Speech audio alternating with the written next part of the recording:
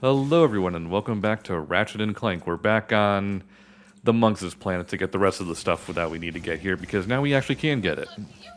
Were we here before? Yes. This is where we got our little Shadow the Hedgehog boots. Oh, okay. Were we here as Ratchet or Rivet? Ratchet. Okay, so there's never an instance where Rivet goes to Ratchet's planet or vice Yeah. versa. Okay. I suppose that makes sense, if only just for coding purposes. So, yeah, we're getting towards the end of the game here. In previous entries, they were all about this length, right? I would say a smidge longer. Okay. Maybe longer. It's when a game gets, for want of a better term, wider the way this game gets, it's hard to accurately judge whether the game is longer or not because different players are going to spend different amounts of time in different places. That's fair. So, what did the game... I'm just wondering, because I still have not played any other games in this franchise. What typically did the other games try to do to avoid, being, burnout-y or stale come the end? I'm not really sure. I don't think they did anything in particular. Okay. Like, they always And they seemed tried to try to be thematically, oh, it's the end of the game, bad guys doing bad thing, time to really go at him sort of thing. But gameplay-wise, it doesn't really change all that much. Yeah, I Okay. mean, the games were always a good length for an action platformer title. Never really seemed to wear out their welcome too much. Even with Alright. Ratchet 3, which I thought was like more monotonous in terms of design, I only really felt burnt out at all because I had just played two other Ratchet games beforehand, you know? Okay, so, the game getting stale was never really a problem if you were playing the games one at a time. If there was a problem with Ratchet getting stale, it was because the series had released so many games year by year that there were so many of them, and people just generally got a little tired of the series. But not so much a problem with this one. It's been years since the last one, and there were a few years between that and the game before it as well. So we've slowed down, and that's for the better. Whew. Okay. Yeah, I'm trying to look up the Well, like how long to beat. no, not how long to beat, but okay. I'm looking up the how many games had been made in the series, and how quickly apart they all were. And I'm looking here, and it looks like there was at least one game a year from 2002 all the way to 2013. Often with several games in a year as well. There were only 2 years where they had missed a year. And that's 2010 and 2006. And in those instances, 2007 had 2 Ratchet games in them as well. So, on average, you've got 1.2 games per year from 2002 to 2013. So I can understand people getting kind of sick of it, I guess. It's kind of the same thing that happened with Assassin's Creed, to be honest. It seems pretty similar, yeah. Because Assassin's Creed also, if we pull up another... Assassin's Creed started a little later because the first game in that series was Xbox 360, PS1. Not PS1, God. PS1 Assassin's Creed, put that into Dolly thing, if that's still a meme by the time this comes out. Yeah, that started in 2007. they had a year off for 2008, and then they've got a game every year up until 2016 where they miss a year. And then they go, and then 17 and 18 had a game until they missed one in 2019 again. And now we haven't had one since Valhalla in 2020. It got a little silly with Assassin's Creed when they were doing like what was it? Unity on one system and Rogue on the other in the same year? No, Rogue was on. Came out in the same year. Rogue was on. Oh, I see what's going on now. Rogue was on the old systems. Yeah. And Unity was on the new systems. Yeah, and they released those at the same time, just about. Yeah, pretty much. And it's not like a main game and a spin-off. Those were two main games. They were two full-fledged Assassin's Creed games released at the same time.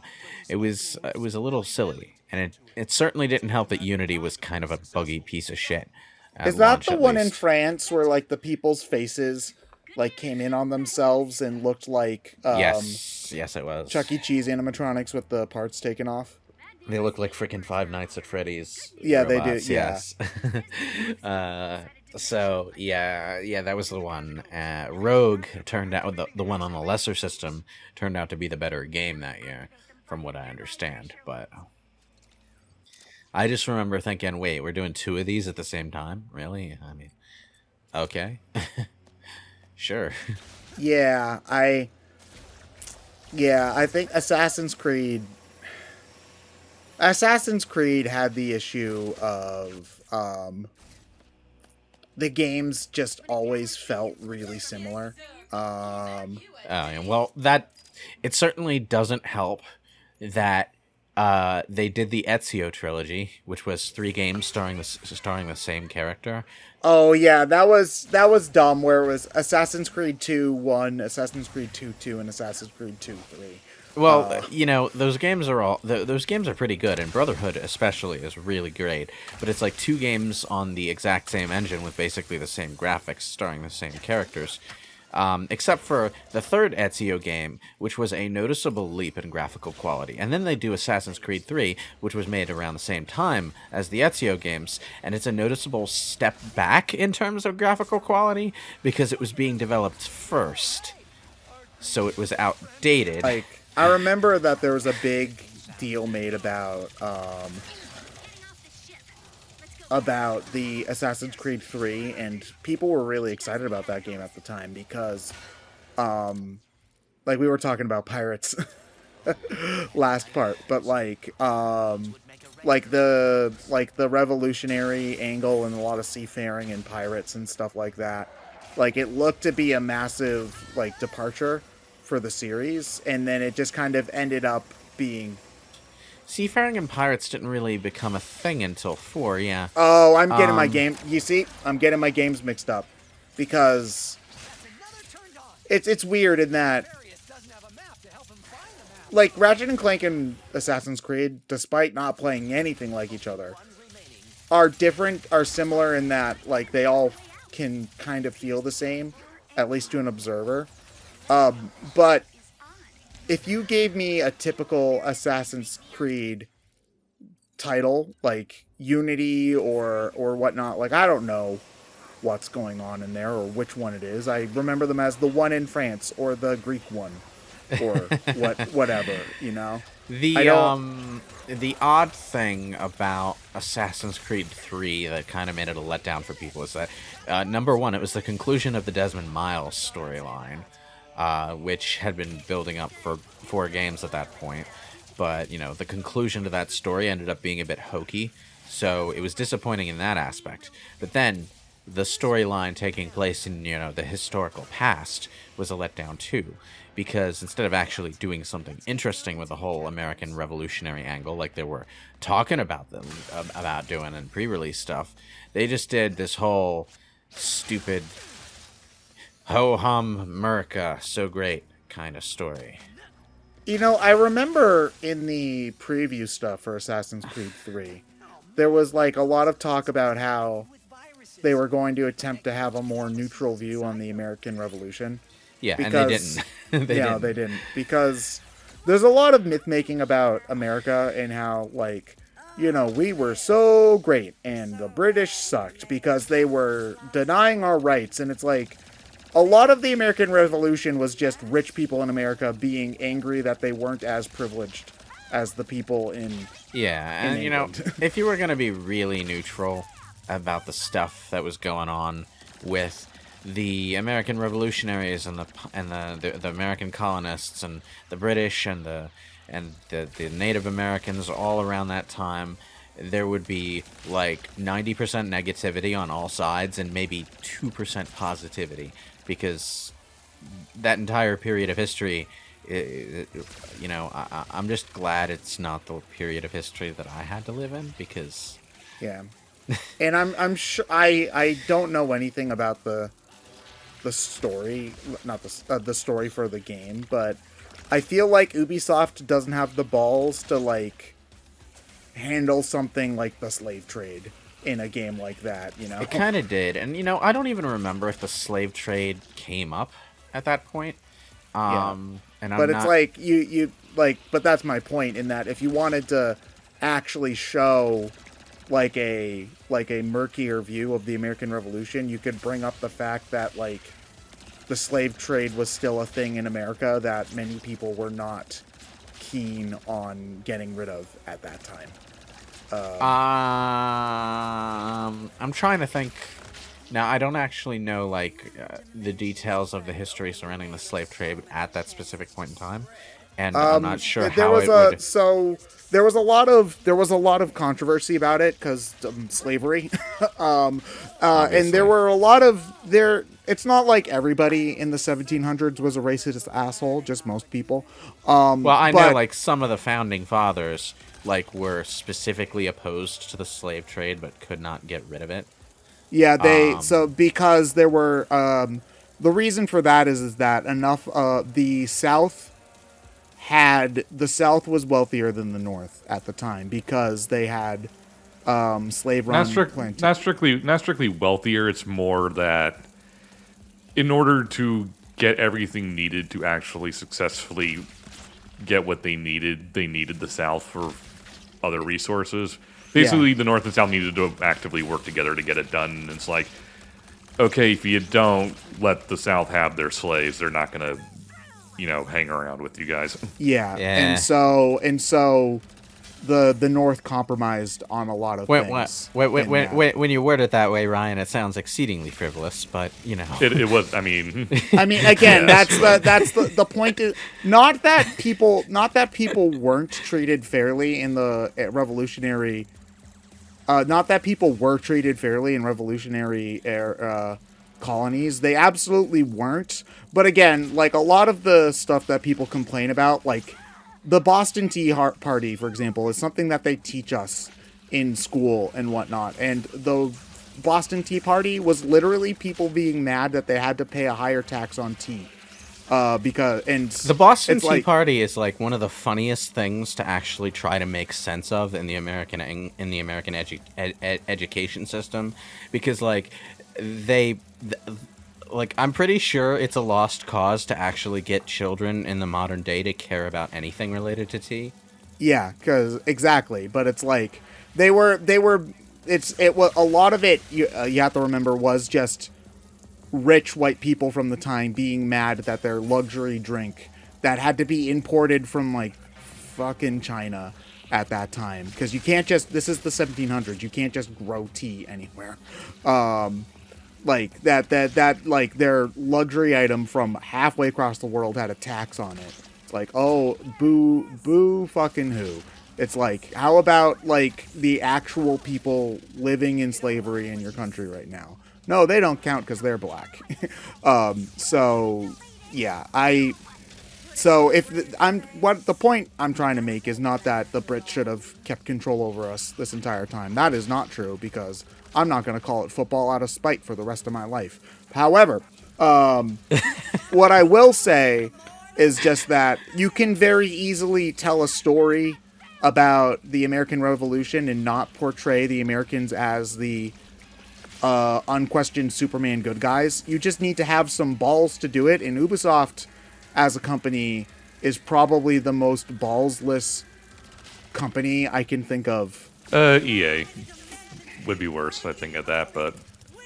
I mean, There's sort a difference of. between being the worst company and being the most spineless company, though. I'm basing that based on Well, how EA they handled... I'm doing that based on... No, and that wasn't... It wasn't EA, it was Activision, because they do Call of Duty. It's Activision. more based on them and how they handled Reagan. Yeah, I mean, I was gonna say, like, EA does have a spineless element. Like, the reason Mass Effect 2 has no same-sex romance options and only very little acknowledgement at launch of the Liara lesbian romance is because EA, the decision makers behind the publisher, decided to tell BioWare, "Hey, you know what? No one wants to hear of someone else in someone else's playthrough having a gay romance with Garrus or something."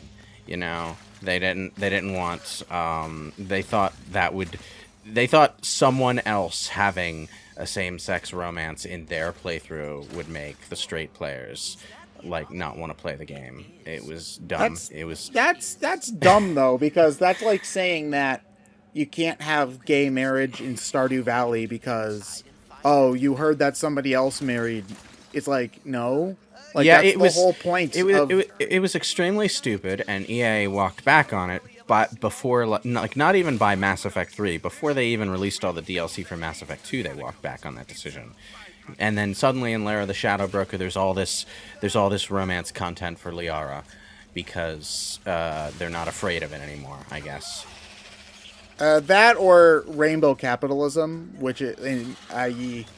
they see that LGBT people are a market we can now exploit and sell their DLC for more money. This was a bit before that, but it was more like they let BioWare do their thing because they saw that BioWare fans were upset that BioWare wasn't being allowed to do their thing. And then once they made that decision, BioWare, leaned into it.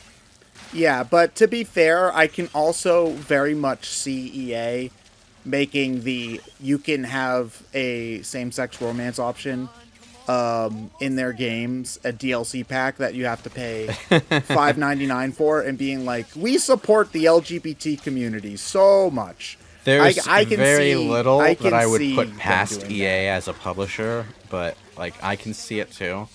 But in this Yeah. case, like the ones pushing afterward were BioWare, not EA necessarily. There was also some strife regarding The Sims, as far as but like the actual creators of The Sims, as I recall, put their foot down and were just like, no, we're doing this, and they did it. And if I remember correctly, in The Sims 4, it might have been at launch or it might have been an update not far after launch, but like you can set your character to like style, like there's not even really a gender option. There's a styles of clothes you prefer. Can become pregnant, cannot become pregnant. And that, for one, it's a simulation game, so you should be able to set as much of that stuff as you want and be as granular as possible. And two, like, if it makes people happy, then sure. Who cares? I'm not sure about like the timeline on the Sims stuff, but I do know like the Sims 4 at launch was pretty bare. Oh yeah, because it's EA and you can't release a full Sims game when you can sell people $500 of Sims expansion packs. Well, yeah, I was gonna say like now the Sims 4 is fine, but there's like $500 of expansion packs attached to the thing now. How much money does it cost to buy the Sims 4 in its completion? I don't even know. There are so many expansion packs. So many. That's why I imagine he's going to the Steam store and looking. It's like there's so many of them. Okay, so the base I can't even get a price for the base game on EA's website for it. Explore packs. Okay. Let's see. Oh, they released a werewolves pack for The Sims. Yeah, there's a vampire pack as well. There's all sorts of weird pack for The Sims. It's great once you've got all the stuff, if you can afford it. Okay, hold on a moment. So They're hiding the price of all of these on Of the course they actual are. Sims, They'd never be able to sell another copy of The Sims 4 if newcomers could see how much it would cost them to get all the stuff. Oh God. Okay, hold on. And really, it's not worth it to get it all at once anyway, because like you're not going to use it all at once. So just get the stuff that interests you and play a game with that. And Oh then my get the God, rest there's of a the stuff subscription piecemeal. service for The Sims. Oh Which yeah, I bet. honestly makes a lot more sense. Okay. Probably yeah. Okay. It's practically see? a single player MMO at this point. Oh God. Oh my God. Okay. I have the Sims 4 page up on Steam. I want you guys to guess how much it is to add all of the Sims DLC. Are we going by Price is Right rules? Is it over $1,000? No, it's $939.45, not including tax. $60 over, you don't get to go to Final Showdown. Is that like with a bundle discount though? There isn't even a bundle discount. What? No, they don't buy. They don't even give you a discount for buy. Fuck you, EA.